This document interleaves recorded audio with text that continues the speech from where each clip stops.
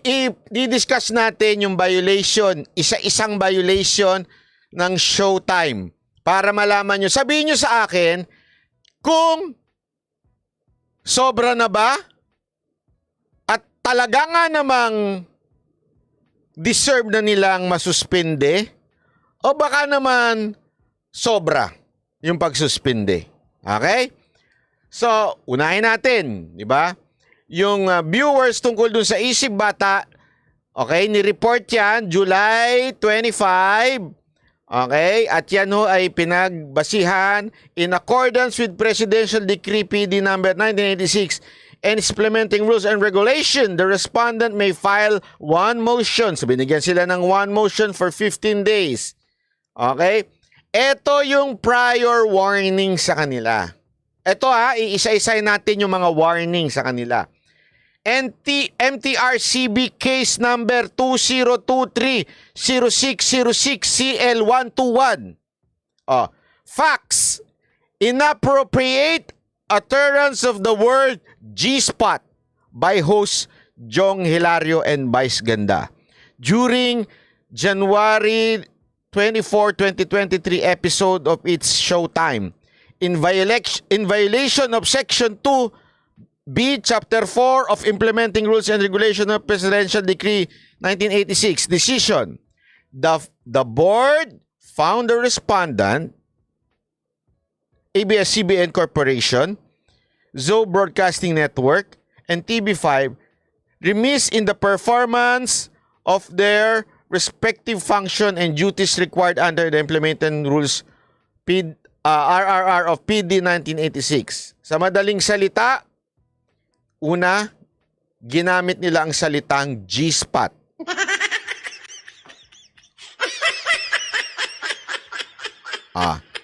Sabihin ko sa inyo, pakisabi nga ako sa anak ninyo, sa harap ng anak nyo, ikaw, Ekdam, pakisabi sa harap ng anak mo, nak, G-spot mo ha.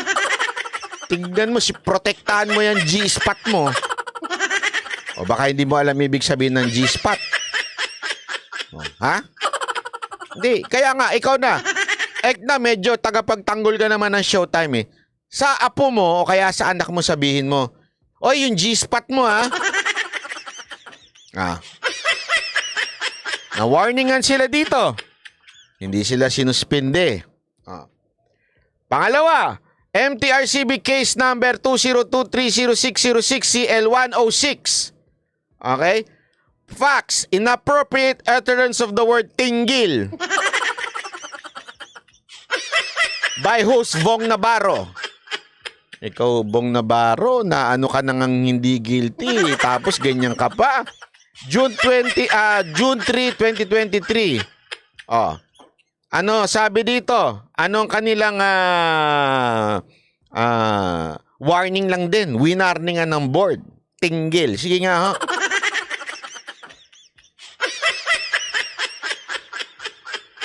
Sabihin nyo nga yung anak nyo sa harap ng anak nyo. Oh, yung tinggil mo ha. Don't tell me hindi nyo alam ibig sabihin ng tinggil. Ito, at present, the noontime show has duly submitted their MR of above-mentioned cases which are currently pending when MTRCB Adjudication Committee for their resolution. Pending yung cases nila na yan. Pending yan sa MTRCB Adjudication which is hindi kasama si Lala Soto. Hindi kasama si Lala Soto, ha? Linawin natin. In 2023 alone, the MTRCB has received multiple complaints with the board given because we also believe that the noontime show prior warning from the board in relation to the utterance of the word pek shorts. January 9, 2023. Ginamit yung salitang pek shorts. Okay? January 9, 2023 sa isang performer na hindi ko na alam papangalanan na Girl on Fire dahil kilala natin yon. Segment aired on February 14. In both cases, the respondent were admonished that similar violations shall be dealt with more severely. Kaso ito ha, sa MTRCB. Okay? Banggitin mo ba naman yung salitang pek short sa telebisyon? Noontime show. Tapos nagkakainan ng ek-ek. Nakita mo yon? Sana kung pwede ko play dito. Kaya lang sigurado. Sa YouTube nga, pag pinakita ko yun, madedemonetize ako eh. Pag pinakita ko yun, yung kain ng ek-ek doon, yung sumasayo na nandito yung ek-ek ng babae, tapos gumaganon, tapos nakatibak na halos. Pag pinakita ko diyon, demonetize to. YouTube to ha, social media, lenient na dito. Tapos gagawin sa telebisyon? Taka ba kayo? O sadya mga bobo kayong mga producer dyan? Hindi ako nagtatanong lang ako sa Showtime ha. Sadya ba kayong bobo, tanga o gusto nyo lang magkaroon ng issue para pag-usapan yung nabubulok ninyong ratings? Ipakita mo! Ipakita mo! Grabe to si Bilis Kilos oh. Wag na. Ayoko sabihin na baka mamaya pinipersonal sabihin nila. Oh, ayoko na sabihin yung pangalan nun. Di ba? Oh, eto pa. Baka naman sabihin ninyo, sobra naman yan. Eto pa. March 14, 2023 and March 13, twice. Okay? Ginamit ang salitang tuli in the said program. Oh, the report was dismissed. Sabihin, dinismiss. Lack of merit because the utterance was not made with malice nor was delivered in indecent manner inappropriate for live noontime program. So, eto ha, yung salitang tuli, dinismiss ng MTRCB. Ibig sabihin, hindi naman kasi nila sinasadya, so dinismiss. Okay? June 28 and June 20, dalawa na naman. Oh. Ayan, ito. Grabe rin ito. Alam nyo yung hinuhulog yung pera? Dali wala akong pera dito. Ba't ba ako walang pera? Yung meron silang palaro na hinuhulog yung pera. Halimbawa, ito yung pera, hihulog. Alam mo yun? Tapos, ito yung lalaki, ito yung lalaki. Tapos biglang pagbagsak, kailangan nilang ipitin. Alam mo yun? May pagkakataon doon na hindi nila naipit, tas naghalikan yung dalawa. Okay? Which is, alam naman natin, isa yun sa mga intensyon nung programa na yon, di ba? Para exciting. Yung dalawang lalaki doon naghalikan dahil doon sa programa, 2 beses yon. Winarningan lang sila, okay? Pero dinismiss yung kaso. Linawin natin, dinismiss yung kaso. Kaso makait talaga yan. Sino makait? Ako? Wala kang pakialam sa noontime show. Hindi ako nanonood noon. Hindi ako ganun. Tigil-tigilan nyo ako sa katsipan nyo, ha? Pasensya na, hindi ako magtsatsagang manood ng noontime show. Gigising ako. Anong pakialam ko sa noontime show? Alam mo, kahit nandun si Yorme dun sa isa, kahit itong mga TBJ, mga veteranong ginagalang natin, pero ako personally, nakukornihan ako sa kanila. Pareho. Hindi dahil sa corny yung si Tito Vic and Joey o kaya corny si Isko. Hindi yon. Nakukornihan na ako sa noontime show kasi matanda na ako eh. Ano yung gigising pa lang ako para manood nun tas pag-enjoy. Ano ko? Kaya imposible. Imposible ako ho ay pabor lang sa Itbulaga, Kapuso o kaya Imposible ho yun. Tigil-tigilan mo ako sa katangahan nyo. Okay? Ito pa. July 14, 2023. Ito na naman. Wardrobe malfunction. Ano nangyari? Dahil dito, lumabas. Alam na ang mga hindi dapat lumabas. Okay? The said host. Makinig. Okay? The said host submitted their apology to which the MTRCB accepted. Okay? Naintindihan nyo? Inaccept ng MTRCB yung kanilang apology. Kaya pala nilang mag-apologize eh. Bakit hindi nila ginagawa dun sa iba? Kasi naintindihan naman ng MTRCB, talaga namang wardrobe malfunction yun. I think yan yung kay Regina Tolentino. Okay? Ito pa. July 24, 2023. Paggamit ng salitang sandata. According to the complaint, the utterance carried double meaning referring to male, blah, blah, blah. The complaint was dismissed to the lack of marriage. Alam nyo, yung salita, sandata, tapos yung sandata mo, gumaganyan-ganyan. Gumaganyan-ganyan. Sandata. Tanungin kita. Oh. Gawin mo sa anak mo yun, harap ng anak mo. O yung sandata, ingat ka dyan sa sandata, tapos ganun-ganun ka. Sige. Dalawang kamay pa, talagang dalawang kamay. American siguro to. Ano, di ba? Di ba? Sandata. Ano? Anong ginawa ng MTRCB?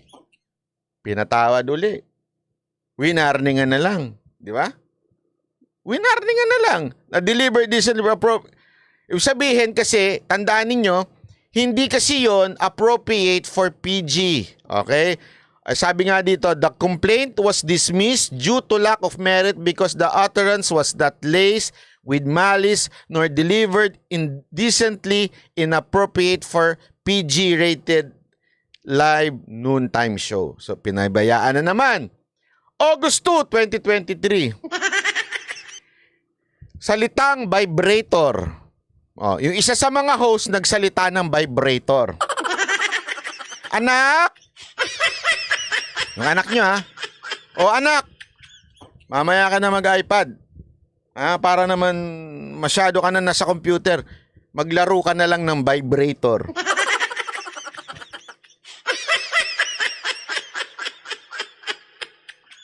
Hindi. Kaya nga sabihin nyo nga sa anak nyo yan.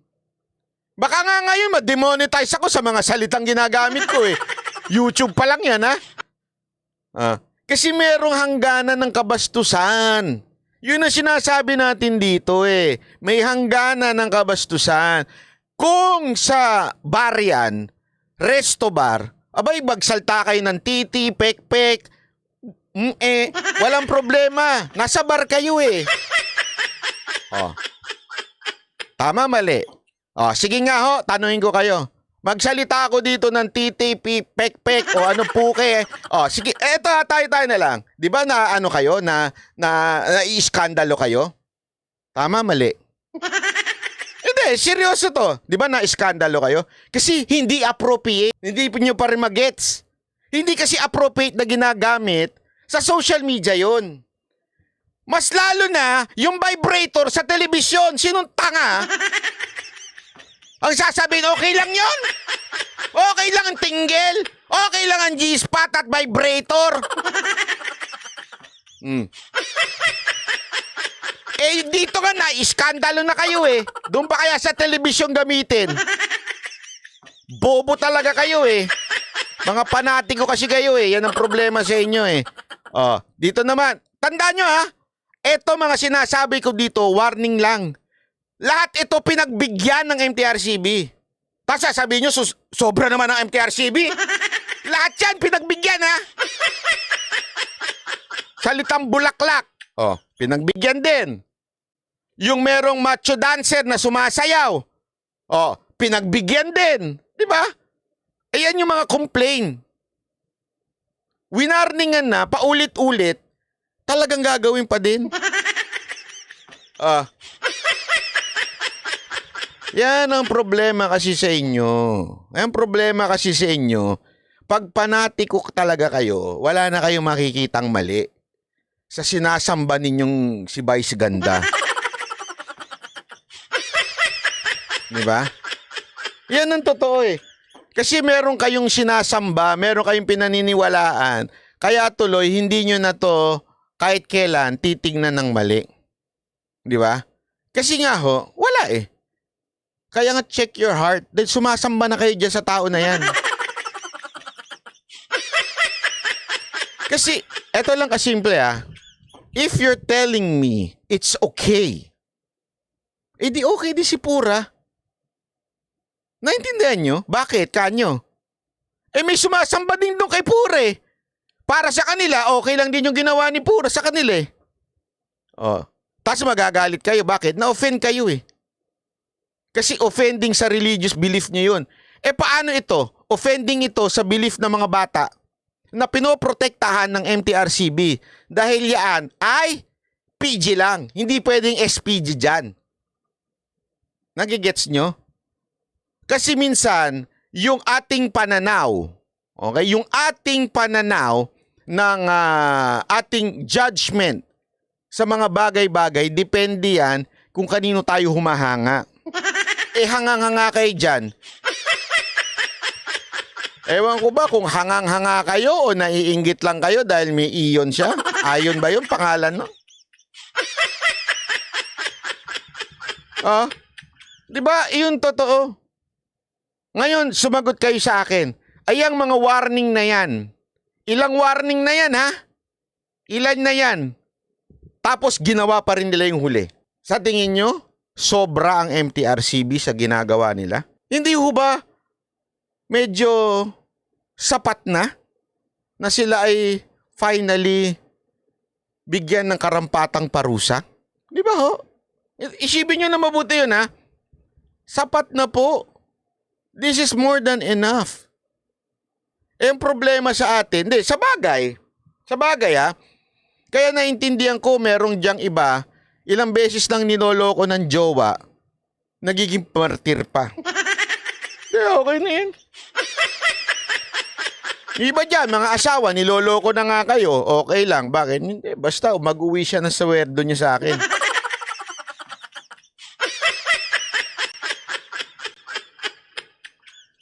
Martir paulit-ulit na kayong tinatarantado ng mga asawa ninyo.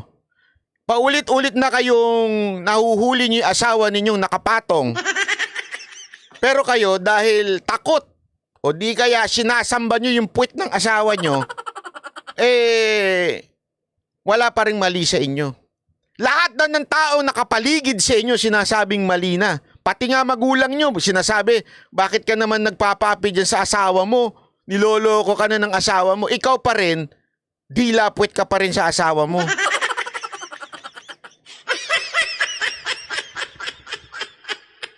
Ito, sabi nito ni KWC Gallery, daming perfect dito, kaloka. Hindi ho perfect ang tawag dyan. Ilagay sa lugar. Hindi ho perfection ang usapan dito. Lahat ho tayo bastos.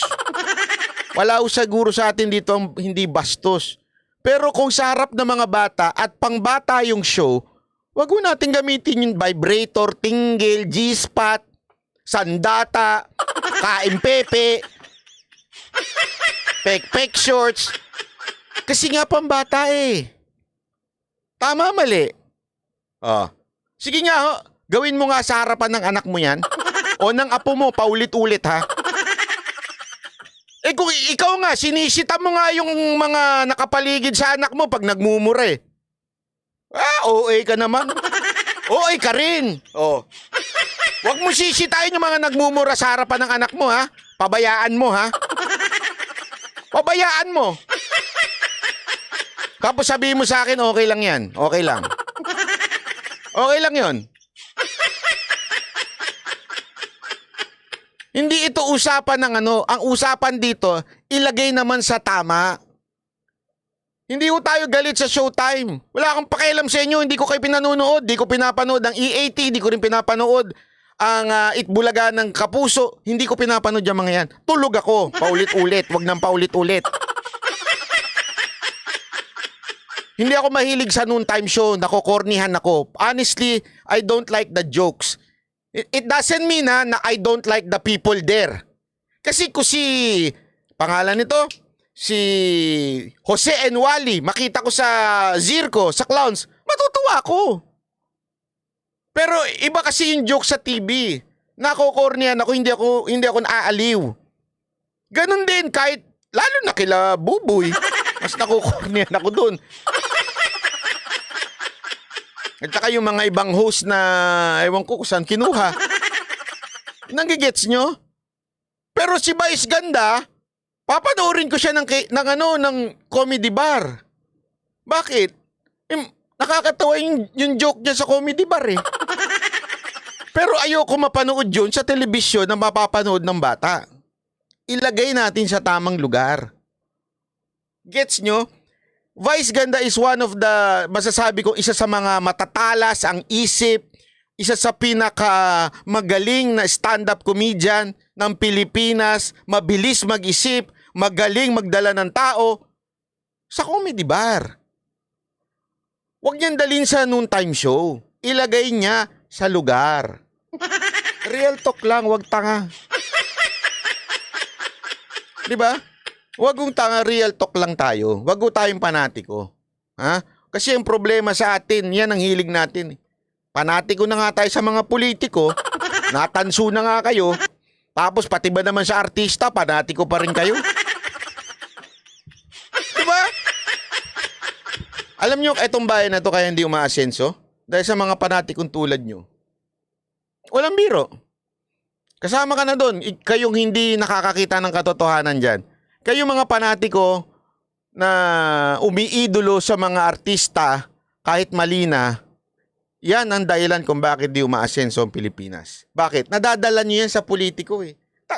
Harap-harapan na kayong tinatarantado ng mga mayor nyo, iboboto nyo pa. Saka nakakita ng ganon. Yung harap-harapan na kayong alam mo yung mayor nyo, ginagago na kayo, paulit-ulit na siyang mayor pero ang gulo-gulo pa rin ang lunsod nyo. Harap-harapan na kayo tinatarantado ng mayor nyo habang yung mayor nyo, yumayaman, kayo humihirap. Diba? Tapos, iboboto nyo pa rin. Bakit? Eh, may picture niya eh. Anong tawag sa inyo? Salot sa lipunan. Yan ang katotohanan. Diba? Yan ang katotohanan. Hindi, kaya nga problema natin mga Pilipino yan eh. Kaya ako inis na inis sa mga panatiko. Kahit nga yung panatiko kay Libayan eh, diba? Galit ka? Hindi ako galit. Nagpapaliwanag lang. Hindi kasi alam mo, bit-bit natin yan. Kahit nga mismo sa sa mga vlogger eh.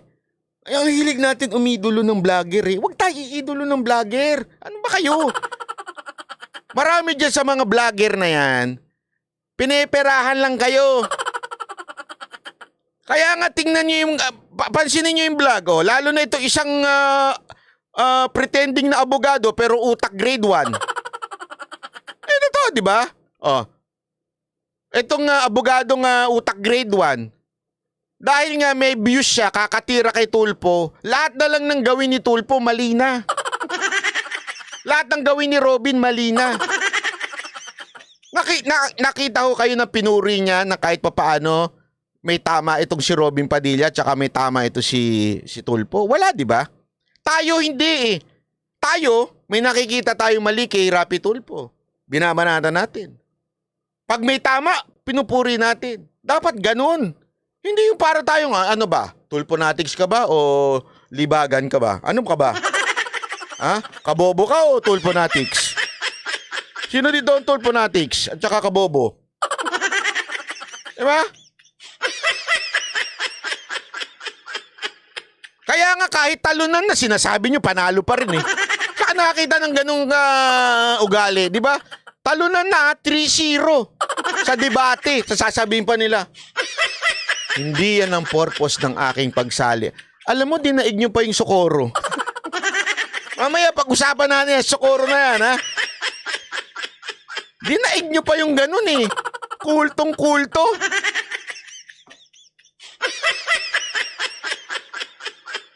Dapat, alam nyo, may kanta dapat dun eh. Dun sa abogado na yun eh. Merong kanta yun eh. Dapat meron kayong para kayong sumasamba dapat. Sabi ni Dr. Wu Tanyo, di ko makita sa YouTube yung sumasayaw na naka-pek-pek shorts. Wala na! Alam mo ba't hindi nag-trending yon? Kasi nade-demonetize. Kaya nga dito ka nga magtataka eh. Eto dito mo makikita how stupid some Filipinos are. Hindi sigurado eh. Nalila. Hindi sigurado ko English ko eh. Hindi, alam mo kung bakit?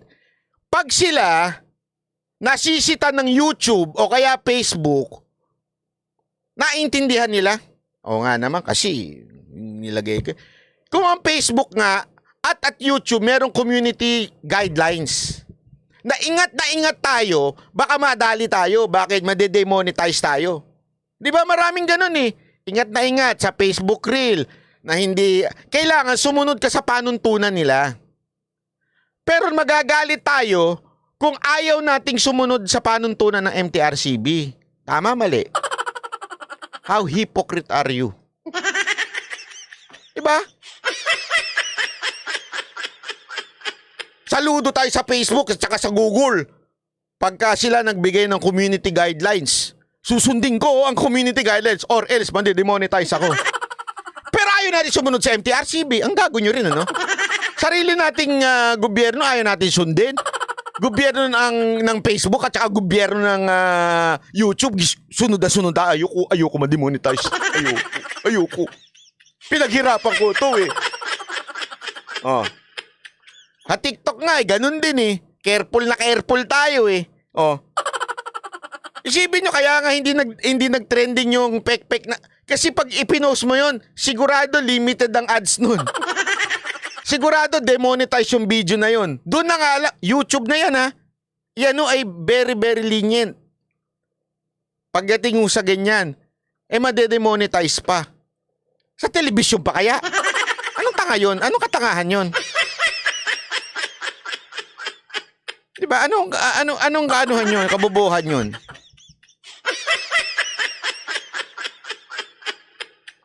Ilagay lang natin sa tama. Okay? Ilagay natin sa tama. Kung gusto nyo ng bastos, abay manood na lang kayo ng Orange Sites. Doon sa Orange Sites, walang pipigil sa inyo. Yung hapon lang.